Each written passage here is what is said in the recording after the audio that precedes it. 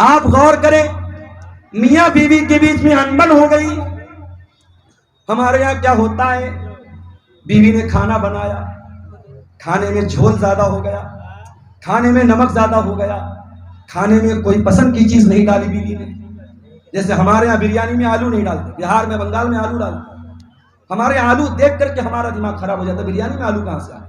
اور پٹنہ میں جب بھی میں نے بریانی کھائی بڑا سا آلو اس میں موجود ہے۔ تو اب بھائی کلچر ہے، پسند ہے۔ اب بیوی نے آپ کی پسند کے خلاف کھانا بنا دیا۔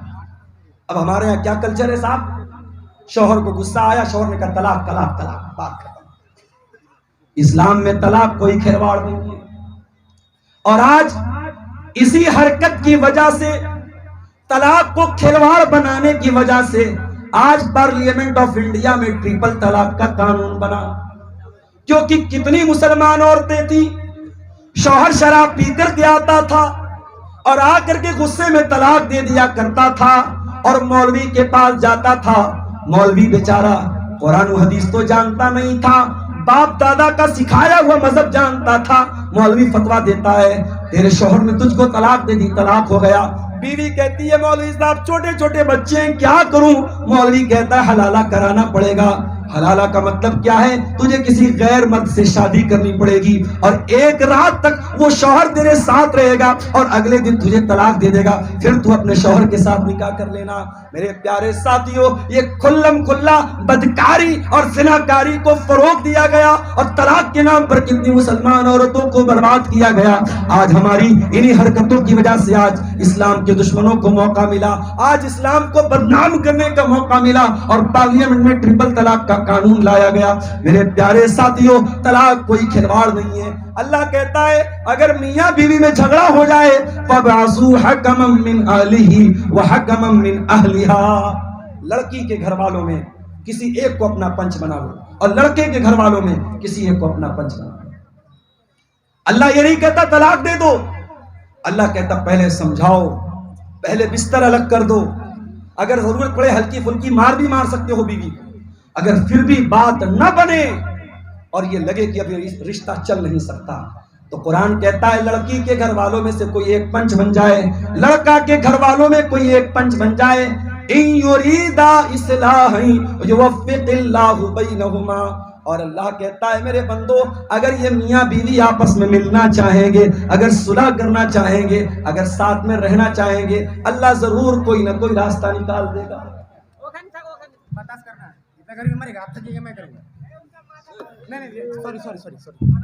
ارے بھائی پیچھے بیٹھو، پیچھے بیٹھو،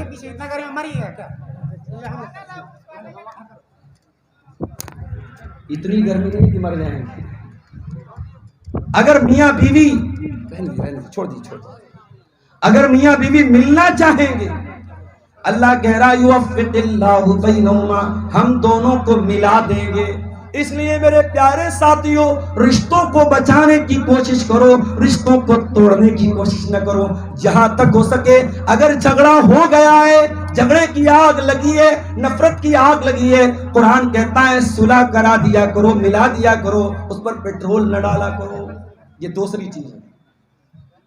تیسری چیز، ایک مرتبہ کٹیہار سے میرے پاس فون آیا، مولوی صاحب ایک مسئلہ پوچھنا چاہتا ہوں۔ ہمارے یہاں پنچایت ہوتی ہے، پنچایت میں جو لوگ بیٹھتے ہیں وہ کسی کی طرفداری کرتے ہیں، کسی کا پکشپات کرتے ہیں، اس کے بارے میں آپ کا کیا کہنا ہے؟ میں نے تب فون پر اس کو جو جواب دیا تبھی جواب آج آپ کو دے رہا ہوں۔ قرآن کہتا ہے وَأَقْسِطُوا، اگر تمہیں پنچ بنایا جائے، تمہیں سماج میں یہ رتبہ دیا جائے کہ تمہارے پاس لوگ آ کر کے فیصلہ کروا رہے ہیں، تو اے انصاف کرنے والے، اے پنچایت کا کام کرنے والے، اے لوگوں کے مسئلے کو حل کرنے والے، تو ہمیشہ انصاف سے کام لینا۔ وَأَقْسِطُوا، تو نا انصافی نہ کرنا، تو کسی کا پکش نہ لینا، تو کسی کی طرفداری نہ کرنا۔ ان اللہ یحب المقسطین، اللہ تعالیٰ انصاف کرنے والوں کو پسند کرتا ہے۔ اللہ کو نا انصافی پسند نہیں، اللہ کو نا انصافی پسند نہیں۔ دنگا ہوا، دو مذہب کے لوگوں نے آپس میں دنگا کیا، پولیس نے رپٹ درج کی، ایف آئی آر درج کی، ایک سمپردائے کے خلاف ایف آئی آر درج ہوئی، اور دوسرے سمپردائے کو کلین چٹ دے دی گئی۔ ایک سمپردائے کے لوگوں کے گھروں پر بلڈوزر چلا اور دوسرے مذہب کے لوگوں کو بخش دیا گیا اور کہا گیا صاحب ہمارے راج میں قانون ویوستھا بہت تگڑی ہے، یہ قانون ویوستھا نہیں ہے، یہ اندھا قانون ہے، یہ ناانصافی ہے۔ میرے اسلام انصاف کا مذہب ہے اور اسلام ایسے انصاف کی تعلیم دیتا ہے کہ میرے نبی کی عدالت میں ایک عورت کا معاملہ آتا ہے۔ عورت بہت بڑے خاندان کی عورت تھی، اس نے چوری کی اور اسلام میں چوری کی سزا کیا ہے؟ ہاتھ کو کاٹ دینا۔ اس عورت کے خاندان کے لوگوں نے سوچا ہمارے خاندان کی ناک کٹ جائے گی، ہماری عورت کا ہاتھ کٹے گا تو انہوں نے حضرت اسامہ بن زید سے ریکویسٹ کی، انورودھ کیا، نیویدن کیا کہ آپ ذرا سا اللہ کے رسول سے تھوڑا سا سفارش کر دیجئے، عورت کا ہاتھ نہ کٹے، کوئی اور سزا دے دی جائے۔ اسامہ بن زید اللہ کے رسول کے پاس آتے ہیں، بخاری کے الفاظ ہیں، مسلم کے الفاظ ہیں، اسامہ بن زید آ کر کے کہتے ہیں اللہ کے نبی کوئی اور سزا دے دیجیے، ہاتھ مت کاٹیے۔ اللہ کے پیارے نبی کا چہرہ غصے سے لال ہو جاتا ہے۔ اللہ کے پیارے نبی فرماتے ہیں اتشفع فی حد من حدود اللہ، اے اسامہ کیا تم چاہتے ہو میں اس عورت کی وجہ سے اللہ کے قانون کو بدل دوں؟ نہیں نہیں اے اسامہ، پہلے کے لوگ اسی وجہ سے ہلاک ہو گئے، کوئی بڑا آدمی کوئی کرائم کرتا تھا، کوئی جرم کرتا تھا، اس کو چھوڑ دیتے تھے، کوئی چھوٹا آدمی کوئی غریب آدمی وہی کرائم کرتا تھا، اس کو سزا دیتے تھے۔ اے اسامہ کان کھول کر کے سن لو، یہ تو قبیلہ بنو مخزوم کی عورت فاطمہ ہے۔ لو ان فاطمہ بنت محمد سرقت لقطعت یدہا، اگر محمد کی بیٹی فاطمہ، اگر میرے جگر کا ٹکڑا فاطمہ بھی چوری کرتی میں اس کا بھی ہاتھ کاٹ دیتا۔ یہ ہے اسلام کا انصاف۔ جائیں دنیا کی عدالتیں سیکھیں انصاف کیسے کیا جاتا ہے۔ اگر رسول کی سیرت میں نہ سمجھ میں آئے تو حضرت عمر بن خطاب کی سیرت جا کے دیکھ لیں، حضرت علی کی سیرت جا کے دیکھ لیں۔ انصاف کس کو کہتے ہیں میرے بھائیوں؟ یہ اسلامی اتہاس آپ کو بتائیں۔ تو قرآن کہتا ہے انصاف سے کام، جھگڑوں کو ختم کرنا ہے تو انصاف سے کام۔ دنیا والوں کا ایک اصول ہے everything is fair in love and war, پیار اور جنگ میں سب جائز ہے۔ جس سے پیار کرتے ہیں، محبت کرتے ہیں تو اس کے موبائل میں ریچارج بھی کروا رہے، اس کے ساتھ ریسٹورنٹ میں کھانا بھی کھا رہے ہیں، اس کے ساتھ سال بھر 6 مہینہ ساتھ میں رہتے بھی ہیں۔ اور جس دن محبت نفرت میں بدلتی ہے اس کے چہرے پر ایسڈ ڈال کر کے اس کا چہرہ بھی جلا دیتے ہیں۔ جاؤ دیکھ لو، نیوز موجود ہے، اپنی محبوبہ کے 32 ٹکڑے کر کے فریج میں رکھنے والے بھی کبھی کسی زمانے میں اس عورت سے، اس لڑکی سے محبت کا دعویٰ کرتے تھے۔ نہ پیار میں سب جائز ہے، نہ جنگ میں سب جائز ہے۔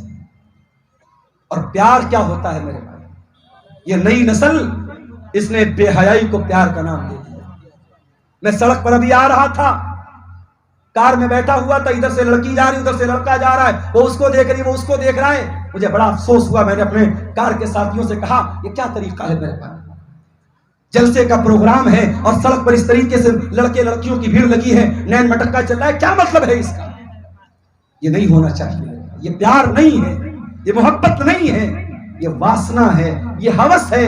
اسلام میں پیار وہ ہوتا ہے جب سینکڑوں لوگوں کے بیچ میں مولوی صاحب کے سامنے لڑکا اقرار کرتا ہے ہاں میں فلاں بن فلاں اس لڑکی کو اپنے نکاح میں قبول کرتا ہوں۔ پیار تو یہ ہوتا ہے جب صبح آپ اٹھیں تو بیوی کہے چلیے جائیے گوشت لے کے آئیے، سبزی لے کے آئیے، دھنیا لے کے آئیے، وہ ذمہ داری اٹھانے کا نام پیار ہوتا ہے۔ یہ پیار بابو سونا والا پیار نہیں، یہ کسی کے موبائل پر ریچارج کرا دینے سے پیار اور محبت ثابت نہیں ہوتی ہے، معاف کیجیے۔ نہ پیار میں سب جائز ہے، نہ جنگ میں سب جائز ہے۔ دنیا کی نظر میں جنگ کا کوئی قانون نہیں ہے۔ اسرائیل کی فلسطین سے لڑائی چل رہی ہے، 7 اکتوبر کو حماس نے حملہ کیا اسرائیل پر، اسرائیل نے کہا ہم جواب دیں گے۔ اسرائیل نے جواب دیا، پورے غازہ کو تباہ کر دیا، پورا شہر غازہ تباہ، چھوٹے چھوٹے بچے ان کی لاشوں کے چیترے اڑ گئے، اور یہ دنیا خاموش تماشائی بنی بیٹھی ہے۔ یہ دنیا جو کتوں کے مرنے پر افسوس کرتی ہے، یہ دنیا جو جانوروں کے مرنے پر افسوس کرتی ہے، غازہ کے چھوٹے چھوٹے بچوں کی لاشوں پر اس دنیا کی آنکھوں میں آنسو نہیں آیا میرے پیارے ساتھیوں. جنگ کرنے کے بھی کچھ دستور ہوتے ہیں, کچھ اصول ہوتے ہیں. اسرائیل کو یہ اصول نہیں معلوم, لیکن آؤ اسلام کے اصول میں آپ کو بتا دیتا ہوں. اللہ کے پیارے نبی جب اپنے صحابہ کو جنگ کے میدان میں بھیجا کرتے تھے تو اللہ کے نبی کہتے تھے لا تقتلوا ولیدا, کسی بچے کو قتل نہ کرنا, ولا تقتلوا شیخا فانیا, بہت بوڑھا انسان جو لڑائی کے میدان میں لڑائی نہیں کر رہا ہے اس بوڑھے کو قتل مت کرنا, ولا تحرقوا شجرا, کسی پیڑ کو آگ نہ لگانا, کسی کی عبادت گاہ کے اوپر حملہ مت کرنا. اسلام جنگ کے اصول بتاتا ہے. اور اللہ قرآن میں کہتا, کیا مائک کو کیا ہوگا, مائک والے پیسہ نہیں ملے گا آپ کو, پیسہ کینسل آپ کا.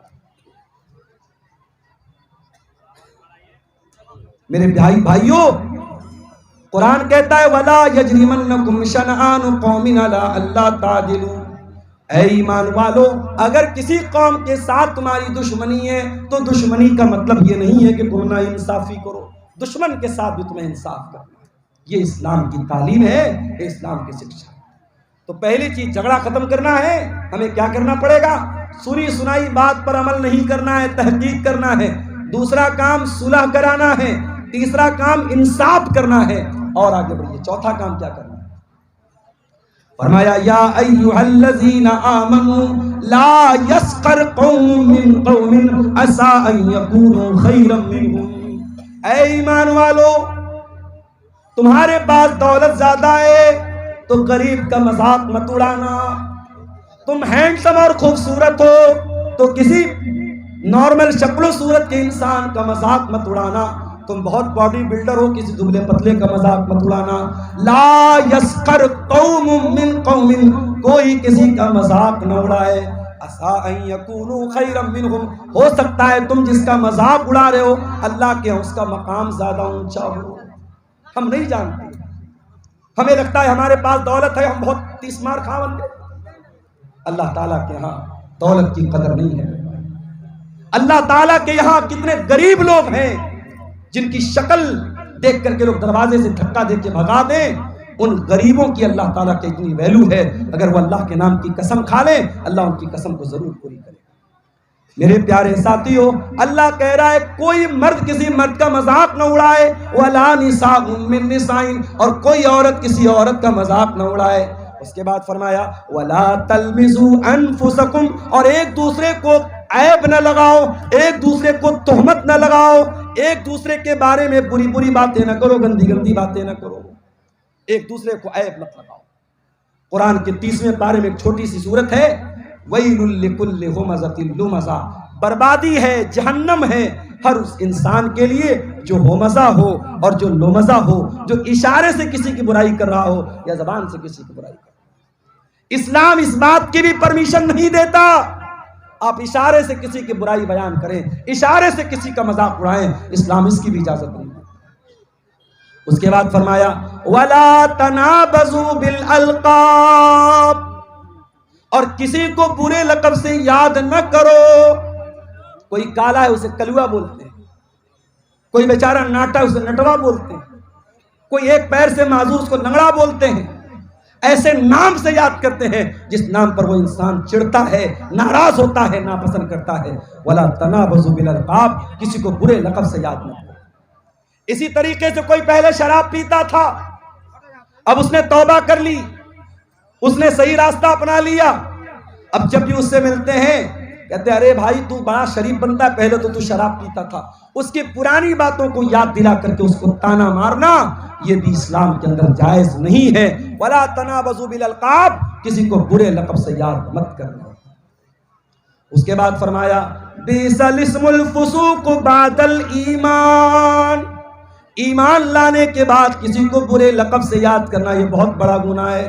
وَمَن لَّمْ يَتُبْ فَأُولَٰئِكَ هُمُ الظَّالِمُونَ, اور جو توبہ نہیں کرے گا وہ بہت بڑا ظالم ہے, بہت بڑا ظالم ہے. یہ جھگڑوں کو ختم کرنا ہے میرے بھائیوں, تو ان راستوں کو ہمیں اپنانا پڑے گا. 2-3 چیزیں اور ہیں, اس کے بعد ہم کلیکشن کی طرف آئیں گے. میں 5 منٹ آپ کے بیچ میں بیٹھا رہوں گا, جو بھی تعاون آپ کو مدرسے کے لیے کرنا ہے میرے ہاتھ پہ آپ کرتے ہوئے جائیں گے. اللہ آپ کا بھلا کرے گا, اللہ آپ کے مال میں برکت عطا کرے گا. فرمایا یا ایھا الذین آمنوا اجتنبوا کثیرا من الظن، اے ایمان والو بہت زیادہ بدگمانی سے بچا کرو، بدگمانی مت پالو کسی کے بارے میں۔ اللہ کے نبی کے پاس ایک صحابی آئے، کہا اے اللہ کے نبی بچہ پیدا ہوا ہے، میں گورا، میری بیوی گوری، بچہ کالا کہاں سے پیدا ہو گیا؟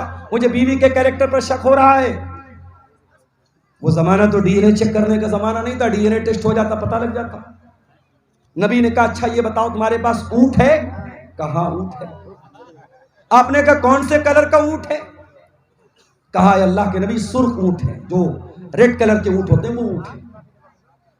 آپ نے کہا سارے اونٹ سرخ ہیں یا ان ریڈ کلر کے اونٹوں میں کوئی اونٹ تمہارا مٹیالے کلر کا یا بلو کلر کا بھی ہے؟ کہا اے اللہ کے نبی مٹیالے کلر کے بھی کچھ اونٹ ہیں۔ آپ نے پوچھا جب سارے اونٹ سرخ کلر کے ہیں، سرخ رنگ کے ہیں، تو ان سرخ رنگوں میں یہ بلو رنگ کا، یہ مٹیالے رنگ کا اونٹ کہاں سے آ گیا؟ کہا اے اللہ کے نبی ہو سکتا ہے اس کے باپ دادا میں کوئی بلو رنگ کا کوئی مٹیالے رنگ کا رہا ہو اور اس کی رگ کھچ کر کے چلی آئی ہو اور بچہ اس کلر کا پیدا ہو گیا ہو۔ آپ نے فرمایا اے میرے پیارے صحابی، اگر اونٹوں میں یہ پاسبل ہے تو انسان میں بھی یہ پاسبل ہے، اس کی وجہ سے اپنی بیوی کے اوپر شک کرنا جائز نہیں ہے۔